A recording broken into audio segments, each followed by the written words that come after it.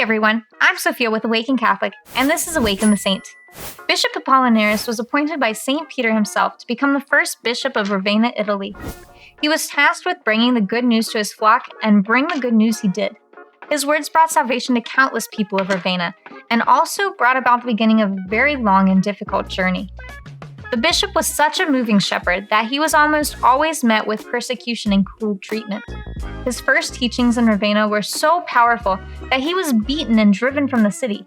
Wait, didn't I say that his teachings were powerful? You are correct. His teachings were so powerful that the pagans grew fearful of the bishop and acted out in violence to silence the truth he brought. Bishop Apollinaris was beaten half to death and left to die when a community of Christians found him and nursed him back to health. He then returned a second time, only to be met with the exact same reaction from the people of Ravenna: cruelty and hatred, and he was once again run out of the city. You would think he would become disheartened and hang his hat after a second failed attempt. Quite the opposite happened. The third time he didn't start in the city, but rather preached around Ravenna. He then ventured into the city to continue his teachings, where he was met with horrific torture and a one-way ticket to Greece. Come to find out, the people of Greece also feared his powerful teachings and sent him right back to Ravenna, where he returned for a fourth time. It was then that Bishop Apollinaris was silenced once and for all from a savage beating he received just outside the city. But what they didn't silence was his faith.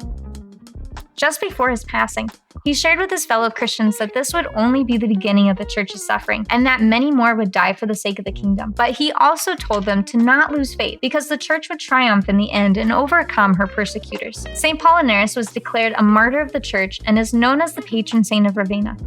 He didn't receive his sainthood in a way that most people would strive for, but what he did know was that sharing the gospel was more valuable than his own life. He knew that following Christ would mean taking up the cross, walking the road to Calvary, just as Christ himself had done years before. We as Christians believe that we're meant for more than this life, and that means staying true to the gospel and church teachings. Jesus didn't promise us a comfy life, nor did he say that following him would be easy. What he did promise is that through him is the way, the truth, and the life. Just as St. Peter told Jesus in the book of John, "To whom shall we go? You have the words of everlasting life." Knowing this, how can we even consider denying Christ, no matter the persecution we may face? I'll be the first to admit that it's definitely easier said than done, and I myself can see how difficult it is to step back and put everything on the line for Christ. It's a lot, and can definitely seem more overwhelming than not when we're constantly having things shoved into our faces from all different angles.